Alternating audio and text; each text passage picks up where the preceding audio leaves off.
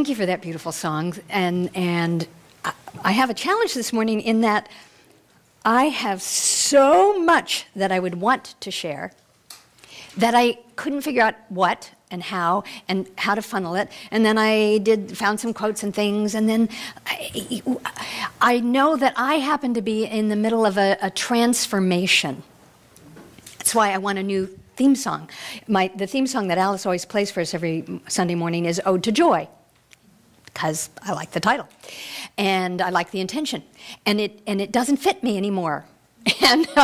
And so I borrowed Pharrell Williams' song. I love the idea that the song called Happy is from a movie called Despicable Me.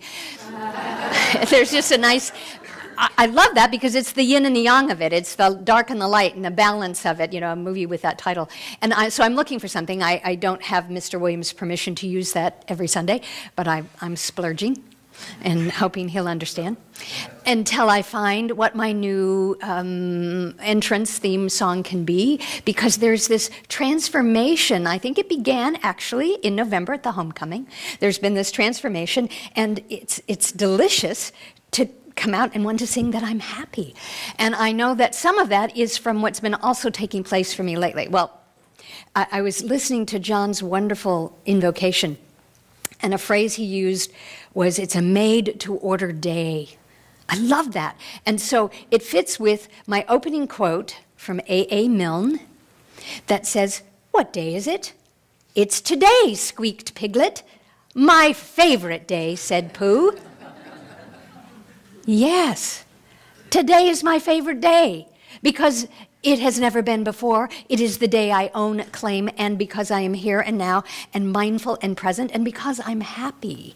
And so there's so much that has contributed to that. I want to thank, first of all, Reverend Kathy for the guest talk 2 weeks ago, which was a wonderful lesson. And then last week we got rockin' and a rollin', which is why I knew you guys might be okay with me starting with that song, with Narayan and Janet Baltzo, who came to bring their New Thought music and do the service and got you up off your feet and dancing. And you had a sense of what it's like in my head all the time. A combination of that music and happy and show tunes all the time. So it's kind of that dancing, happy thing. And I want to also thank them for doing that, not only for bringing wisdom and joy and fun and inspiration, but it allowed me to be here and be a part of the center and listen to the service instead of, you know, give the service. And I also want to thank you for all of those who have been in support, directly or indirectly, that allowed me to go and play in a play. And thank you for those who came, and thank you for letting me do something that makes me so happy. So I think that's part of it. And there's this transformation that also took place yesterday with the Gaydon Chartse monks that were here. And we had, yesterday's was the Green Tara Empowerment Ritual. And being the Irish girl that I am, I thought Green Tara was going to be a Celtic thing. Not exactly. A lovely goddess deity, and but an entirely different thing than I thought. But I just thought it was kind of cool. It was like, oh, isn't this wonderful? The Tibetan monks celebrate a Celtic goddess. No. So we had this wonderful ceremony, and they're coming back, and they had a dance last night. They did a yak dance.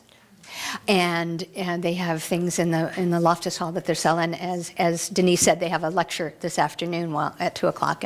But I had the privilege of the Lama that was here gave the other hosts where they were staying a special healing blessing ritual, and it was like, whoa, you know, it was amazing to do the lesson and share and everything, but then to have this ritual and to invoke the goddess, the Green Tara, which I really loved, and the symbol of what they were doing looked like a cosmic, looking like this number 5 with a little flower at the top and little legs down here, and I thought, well, that's my lucky number, 5. So it was this glorious thing where this monk healed me, transformed me, did these wonderful things, and I'm walking around going, do I look different out here? You know, what's changing? And I thought, well, in a way, my thought and intention had preceded the work and the blessing that he gave me, in that this desire to transform and change and be present. It's also part of this year's theme of passion and purpose and following that. And I'm excited because we have a board meeting today. I don't usually say that. It's like, we have a board meeting because it's the business end of it. But we have a board meeting because we have new board members and we have all these wondrous things that we get to do and create together for you and the community that we'll bring back to you. And I'm just like, well, I just want to share all that. I want to be present with all of that. So I went back to what the theme was because I thought I have to find some focus. So the theme for this month is listening, learning, and leading. And I thought, well, actually, I have been listening a lot, listening to my own inner guidance myself, listening to the yin and the yang, the despicable and the happy parts that come up in terms of how to lead and how to work and how to live my life so that I am expressing these principles that I adore and teach and share with you. And I thought, well, that's exactly what I'm doing. And I have been listening in a different way so that it's listening without just the ears. It's that listening to the still small voice within, which has been talked about in no matter what spiritual tradition, whether it's Christian in the Bible, or we talk about it from the Buddhist and the mindfulness of listening, being still, knowing what to do. And Deepak has this great quote, which I thought really kind of sums it up, because when I think of the still small voice, I think of the God, spirit presence voice, but I think of it as intuition. And most of us don't think of ourselves as intuitive, and some of us do, but you think, oh, intuitive, that's for monks and saints and other people. And Deepak says, our intuition eavesdrops on the mind of the universe. Isn't that sweet? And there's nothing that keeps any of us from accessing the mind of the universe, because what we teach in religious science is that we are one, we are of one mind. So we have access to that mind, the wisdom, the intelligence of the Buddha mind, or whether the Deepak mind is our mind, capital M mind, not the little mind, the brain mind, the ego mind, the despicable mind, me. It is the greater mind that knows of our oneness, that speaks of truth, that when you hear it, you resonate to it, you understand it, you know it. It doesn't take book learning to do that. It's about that knowingness and the oneness of what we share. And I thought it was kind of amusing that some of the people who came to see Heaven Can Wait, the show I did. I did, oh yeah, yay me! Okay, that I played the part of an angel, for those of you who didn't see it. I played the part of the lead angel. And people, as they would leave, said, did you write those lines? Because the lines that I had to say tell me that the playwright, Harry Siegel, must have been a metaphysician, because I have lines in there like, there's a perfect design in the universe. Everything works out for the highest good. You and Murdoch are one. Hello? They don't say that in plays. But it's about the infinite truth. Whether you're going to see a 1946 play or you're coming to a center of spirituality where you want to share that wisdom, listening to the intuition by eavesdropping on the mind of the universe. What a powerful thing to think about when you sit down to do your spiritual practices, which I know you all do. When you sit down to do your spiritual practice, that you are able to tap into the infinite mind of the universe. Eavesdrop, listen.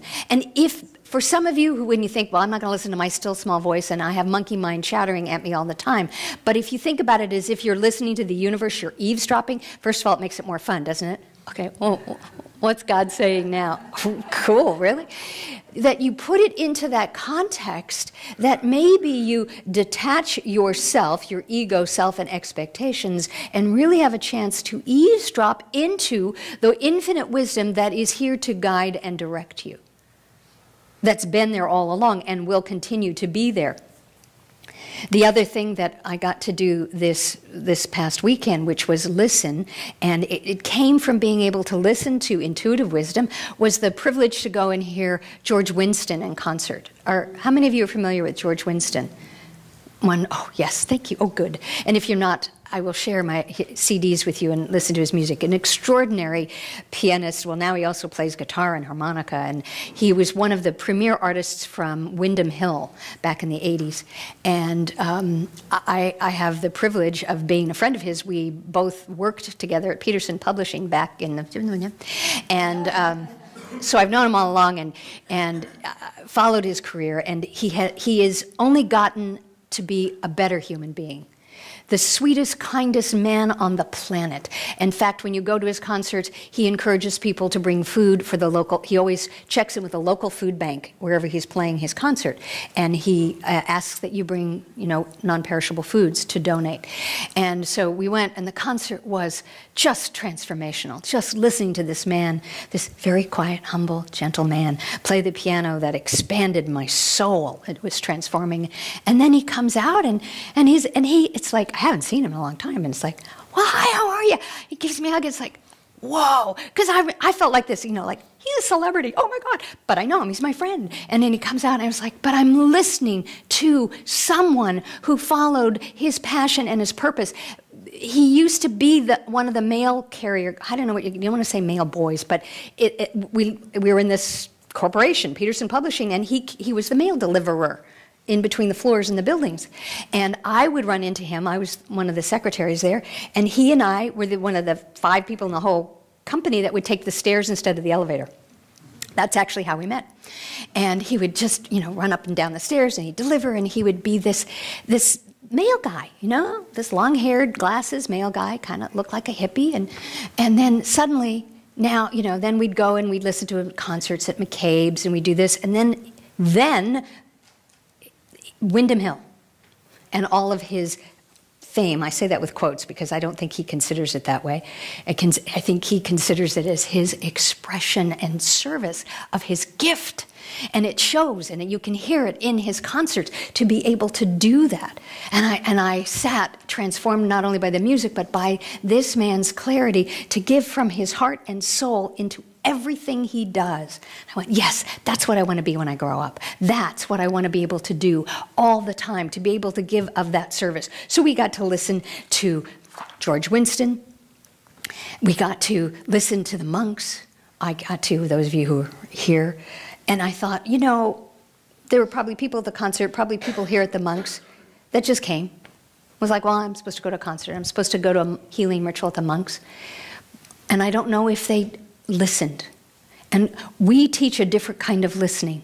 And I think that's one of the reasons you find yourself drawn to practitioners. When you have something that's troubling your mind or your soul or your body, you come to a practitioner because we are here to listen, to be a beneficial presence, to hear what you have to say, and to know a higher truth. Listen to our intuition and wisdom from Spirit and be able to affirm and know a greater good for you. Your own realization, self-realization, is the greatest service you can render the world. Ramana Maharishi. And then Howard Thurman writes, don't worry about what the world needs. Ask what makes you come alive and do that. Because what the world needs is people who have come alive. So, I'll be happy to. Howard Thurman. Don't worry about what the world needs. Ask what makes you come alive and do that. Because what the world needs is people who have come alive. Yes, pinch, ouch, yes, I'm living, I'm awake and alive, and I'm here. But many times we are not alive to who we are, to the higher self, which is why the passion and purpose theme this year, that we need to be alive. Truly, that does not matter whether you're one of our toddlers in there or you're one of our older senior citizens who's retired. There is a time to be alive, and that is now. Now, right here, right now. The reason that the affirmations that I wrote for this month were really specifically geared toward that. To listening to the still small voice, to being willing to lead yourself into greater awareness, to learn, listen, and lead from your heart, which is what I think George Winston does, which is what I think the monks do. Yes, they're coming from a higher trained spiritual order, but it's because their heart, I think, is the one eavesdropping on the universe. the mind of the universe. And when my heart eavesdrops into the mind of the universe is when I know I'm on purpose. It fires up my passion and I am happy. And yet I know happiness has this odd kind of thing to it. You know, happiness, it's in our founding fathers' things. We talk about the pursuit of happiness. And yet, on Thursday at our Science of Mind magazine circle, Bill Heron, who is my sort of, he's in the wings, which I think is an interesting choice of words this month, but he often will say these amazing pieces of wisdom that comes out, and he was saying, well, you know that happiness is like a butterfly, don't you? And I went, I'm not sure I follow. And he said, well, happiness is like a butterfly because as with a butterfly, if you start to chase it or try and catch it, it eludes you. But when you reach out your hand and become still, it may light upon you. Well, when you reach out and become still, and by that I mean reaching out in consciousness in your spiritual practice and become still, that's when the still small voice, that's when the intuition, that's when the wisdom comes to you because you're being still. You're shutting out all of the external parts of the world and listening to the higher self, your higher self, which is why the listening and then the learning. Oh, and speaking of learning, I have a great opportunity to do something else. So let me see. Don, may I ask you, would you escort Carissa from the youth room in here? And then Spencer and Carl, can you just put us on automatic and join me up here? So what's happening now, oh, maybe he can't. He walks out and suddenly I'm sounding like, okay. Well, coming up, well, first of all, while they're making their way, I want to introduce Spencer Sargent has been a wonderful new addition in our sound booth, and he is at Chico State. He'll probably tell you a little bit more because he will. But this is Spencer, and you've seen him, and he's been this quiet thing. And there's Carissa and Carl. Carl, are you going to be, one of those mics workable for you guys? Yeah. Handheld? Yeah. Thank you. Come on up.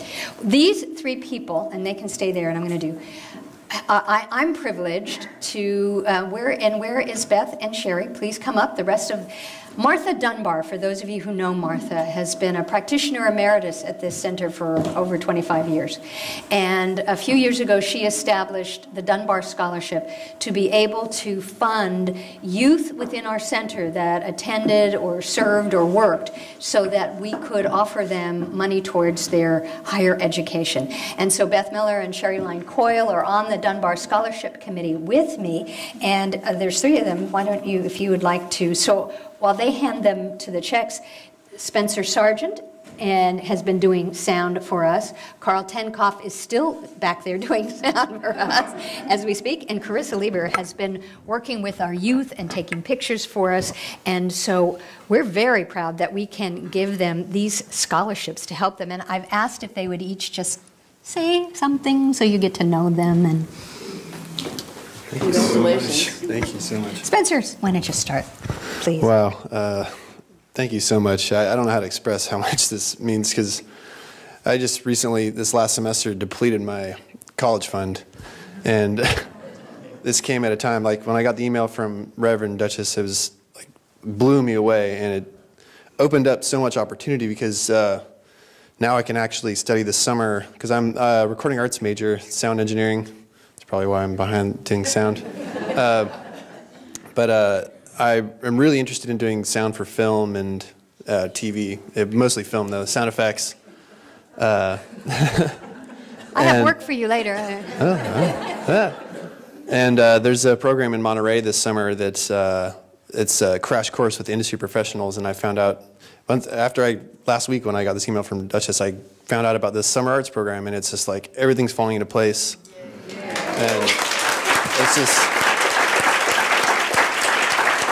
I don't know how to thank. This is a great thank you to the Dunbar family and you guys. Thank you so much. I'm really happy to be doing. I'm having a great experience doing sound here. Also, this is great doing intern and there's great people here and yeah, thank you so much. Thank you, Spencer. How about Carissa? Let's do ladies. Let's do Carissa. Want to do Carissa next?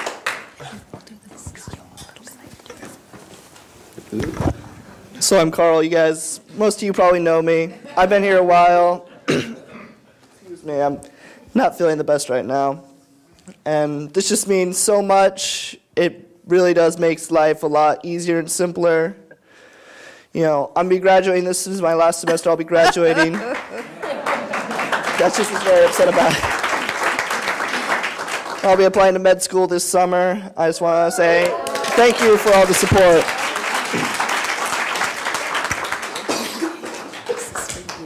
Thank you.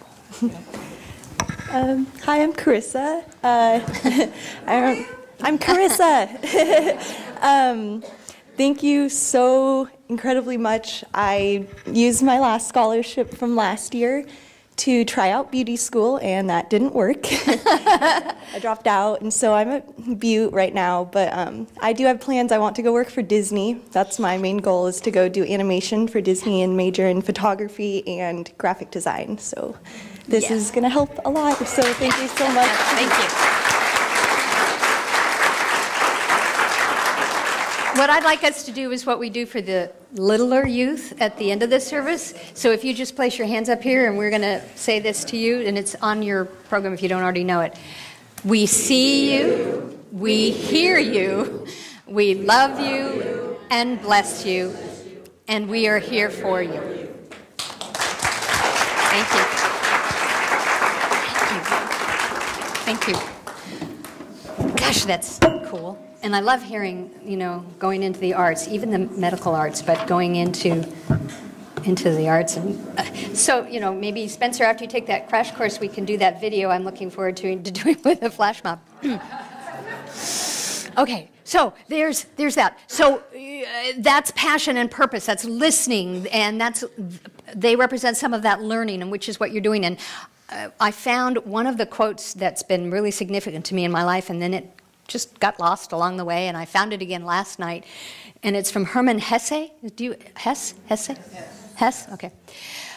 I ceased to question stars and books. I have begun to listen to the teaching my blood whispers to me. Yeah, that's what, yeah, see, I still get chills, because it's about listening, it's about paying attention to, and it's about passion and purpose, and I will read it again. I have ceased to question stars and books. I have begun to listen to the teachings my blood whispers to me. And all that means is by listening to yourself, not what your parents thought you were supposed to do, not what your teachers and your neighbor or your spouse or your best friend, all of them mostly well-meaning, thought that you should do. But listening to what is within you that's calling to you, your calling. Your passion, whether it's photography, art, or medicine, whether it's sculpting, reading, writing, cooking. People actually cook, I've been told, that it's a calling. Sorry, honey. But whatever it is that is within you, that calls to you, but you have to be able to listen to hear what your blood, your nature, is whispering to you. And if it's as dusty as this quote was for me, which used to be, you know, it's like this passionate quote, I had it everywhere and read it, you know, it was almost like carrying a placard, this is, and then somehow it got lost or hidden or cluttered over and dusty, and then it's like I had to be still enough to listen, to see, to find, and by listening I mean I was ready within to find it again, to have it re-inspire me, to have it mean something. To call to me the passion and purpose, to follow one's bliss, to follow a way, to allow the butterfly of happiness to light upon me, as opposed to, I have to be happy, and I have to take this class to be happy, and I have to go to the gym so that I can be healthy, so I can be happy, and blah, blah, blah. And it was always these things that you have to do to get to that thing to do it, instead of, you know, that wisdom of, it's the journey, not the destination. Oh, okay. We hear that, and we listen to it sometimes, or we hear it. Maybe we don't listen. Maybe that's just sort of the semantics of it. We hear it, go, oh, yeah, oh, yeah. But do we listen?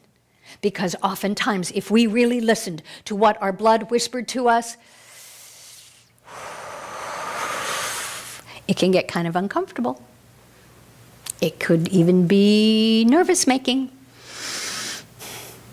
Duchess, why don't you audition for a play? Oh, no, you can't do that. You're working full time. Yes, but you love to do that. You need to create something. Yes, but then you get to the play and you realize it's 3 acts and there's a lot of lines. You can't do this. You haven't done a play in 14 years. How are you going to memorize all this? I don't want to listen to that. There is probably something within each of us that's like that, that's been whispering to us, and we go, yeah, later, another time. Oh, maybe, oh, no, not now. Oh, sorry, I have to go and do this first. What are we not listening to? What don't we hear? Because we're concerned, afraid, anxious that it's going to create a change, or that it might even bring that happiness that we seek. You know, I thought about this with the monks, the healing yesterday. I thought, okay, they did all this stuff. And what if I am so incredibly transformed, healed, perfect, blessed, and all of that? Where am I? Am I still in here? Is the me that I know still here? And then I realized that maybe some of that me that I know was the me that was attached with the drama, the story, the aches, the pains, the what-ifs, the I can'ts, the da-da-da, that I have some of me in those. And if this monk, this lama, erased all of that, if green Tara really went and it's all gone, there was a time between yesterday, and we were talking not even 24 hours, where I thought, well, who am I? Whoa, let me get my bearings, my physical bearings, my spiritual bearings. Let me go back to listening, not even the stars in the books or the monks and the lamas, and go back to what my blood is whispering to me. Listen, be still, and know that I am God. It's a Bible passage, and yet it's ours. Be still. Eavesdrop on the mind of the universe and begin to listen. And you know what? Sometimes the universe even sings. Universe, one song, one verse, one poem. Oh my gosh, there's one verse, one song, one poem, one mind, one. We are one. You mean everything they've all been telling us and teaching us all these years is true? Yes. Yes. And that's what I've been listening to lately. That's what I've been hearing and listening, and that's why I've been saying it to a few people a couple of weeks. I'm just effervescent with that, and trying to, and that's why I started out the service with, how in the world am I going to put this all in there and to do this talk? Well, if I could, I'm not a Trekkie, and I know that'll offend a few of my friends in there, but I'm not a Trekkie. I've watched it, I know it, I appreciate it, but I think there's this thing about a mind meld or something, right? And if I could mind meld this wisdom, I would, maybe. Or at least I'd mind, well, son of a gun, you know what? I just got it. Thank you for sharing my process with me. I was going to mind meld it for you, and then I went, no, no, no, no. What I'm going to do is know it, be it, hold it for you, and let you find your way there. Well, son of a gun, that's what I do. That's how I make my living. That's what practitioners and ministers and people of the science of mind philosophy do. We know this, we are this, and we allow this so that each one that is called to it and hears the calling, whether from the stars or the books, can find their way to this happiness as well. And because one of the tools to finding your way there would be books, we have a drawing today. Do we have our thingy-ma-bob? So, Sherry Line Coyle and Pat Hubbard, and is Sue Fisher here today? Is Sue here? Not here. Okay, well, our Room for Thought bookstore team, as you may have known, I hope you read the e-blast, you've heard on Town Crier, we've been, anyone who made a purchase of any size, shape, or form in our bookstore got a raffle ticket. And today is a drawing, and you're going to win a $25 gift certificate for the bookstore, so that you may be listening to maybe a CD, or a music CD, or a book that calls to you to assist you on finding your whispering nature. So I will leave it up to you guys to draw and announce. Sure, absolutely. Pat Hubbard, of course, makes all this wonderful jewelry in the bookstore. I'm sure that you've seen it. She's world-renowned now. People in Europe are wearing her jewelry. And And Sue. Come this way a little so they can see you. Sue, who is not here today, has set up an animal kinship library in there. If you haven't seen that, please come in. So for all of you who have come in and bought art and bought books and bought jewelry in Science of Mind magazine, you should have gotten a ticket. And for some of you that left without getting one, we've put them in for you. So let's draw. Pat, would you? Drum roll. Would you? No, I don't. No, we're going to let Pat do it then. Thank you. Drum roll, please. Thank you.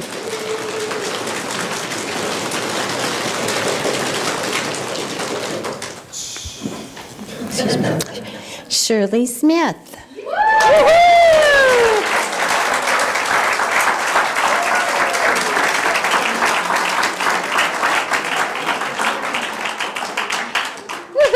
So we officially have given back the love. Officially, we've given back the love. Thank you both. Thank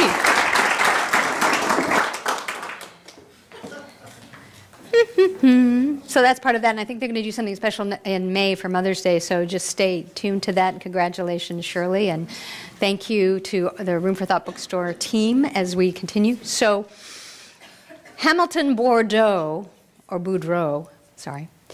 writes, observe the space between your thoughts, then observe the observer. So what I would like to do, actually, is take us into a little process before we close out in meditation. Because, frankly, I could talk for another hour because there's just so much percolating within me. But luckily, I have another Sunday to do that. So what I want to do is take what we have heard, what we've listened to, bring it in, and bring it into your individualized nature of God while you're in the safe environs of a community where you're kind of stuck being still and quiet.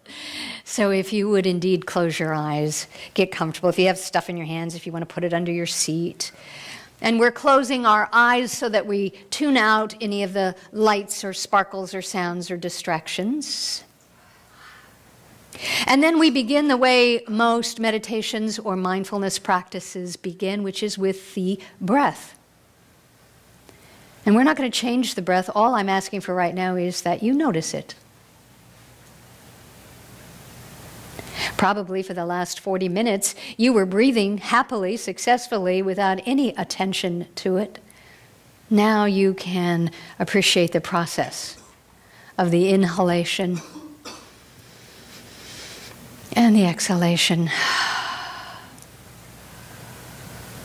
And those of you who are seasoned and skilled at this, you can do a deep cleansing breath from the lower part of your abdomen and bringing the breath up and feeling it full and trying to, when you breathe deeply, remember it's not the shoulders coming up to the ears, it's breathing and expanding the lungs and then exhaling. And that's a simple practice and process that does a couple of things. It stills the body, temple, and it brings you into the present moment.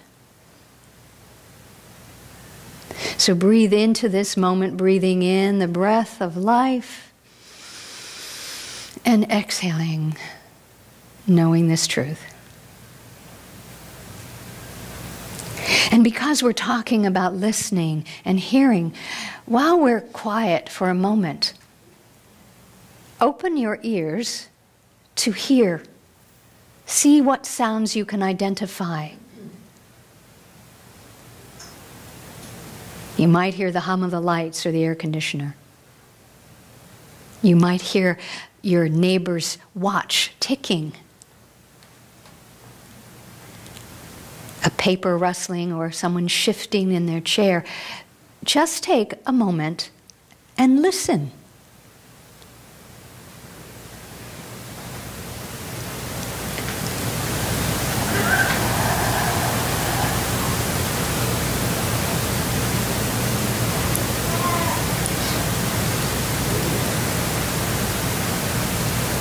And don't stress or strain or stretch to try and listen. Let the sound reveal itself to you, and it may be very subtle.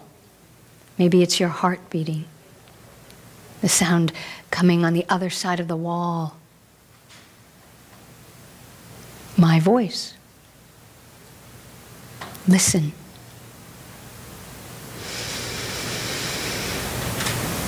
What do you hear?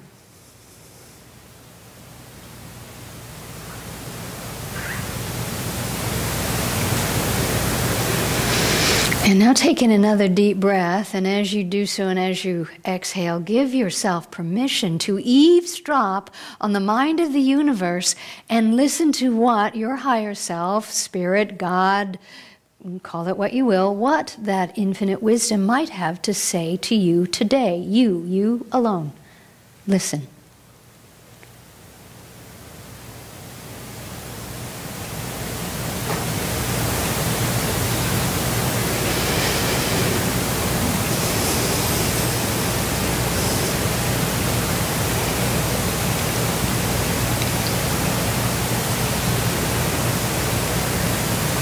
Don't worry about what the world needs. Ask what makes you come alive and do that. Because what the world needs is people who have come alive. So ask, what makes you come alive?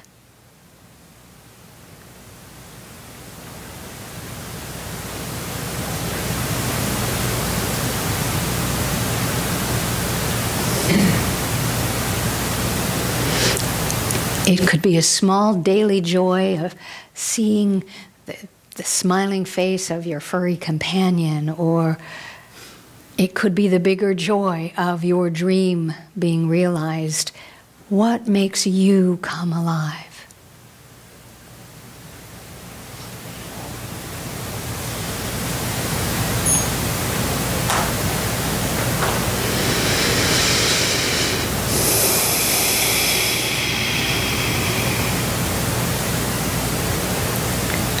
And as you breathe in and you eavesdrop on the mind of the universe, let me ask one more question. What part of you is doing that listening?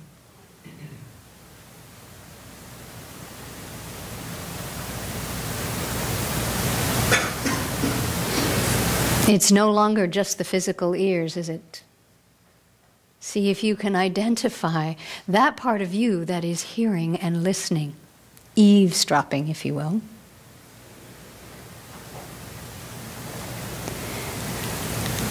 Observe the space between your thoughts and then observe or listen to the observer or the eavesdropper.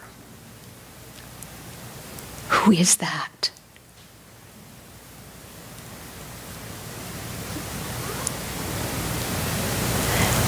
That is the I am that I am.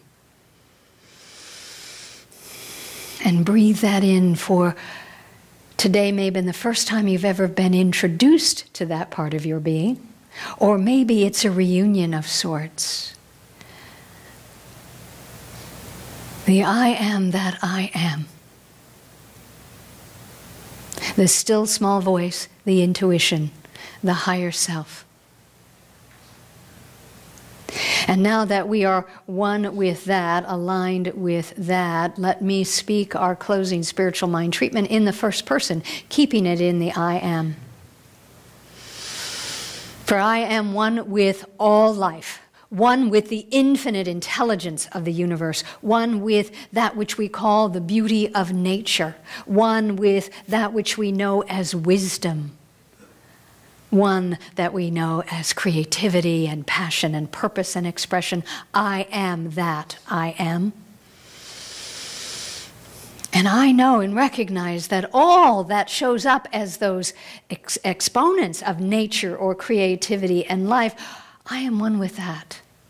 The beauty, the music, the health, the harmony, the happiness, the love, the joy.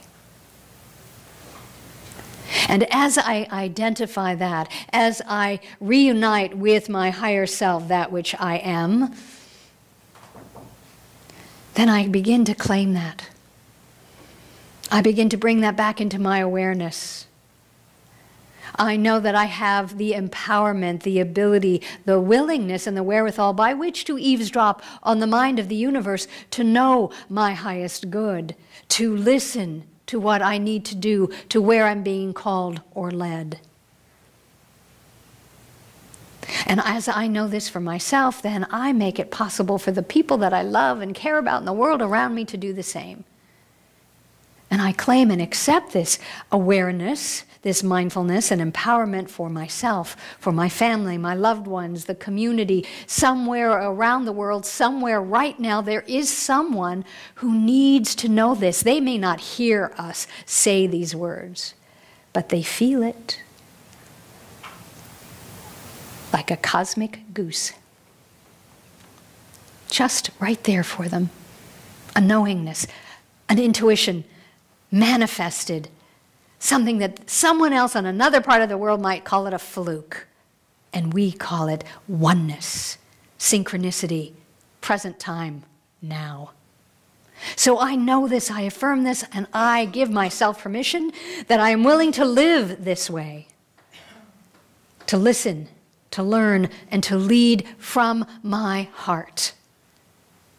The seat of my soul, my passion, my purpose, my joy. That is my spring bouquet for the planet around me.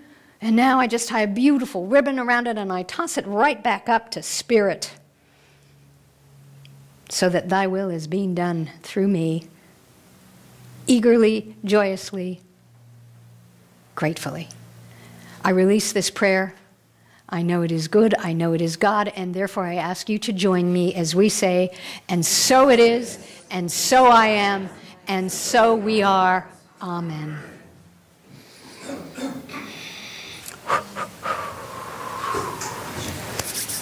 Ooh. It's at this time that we do our offertory.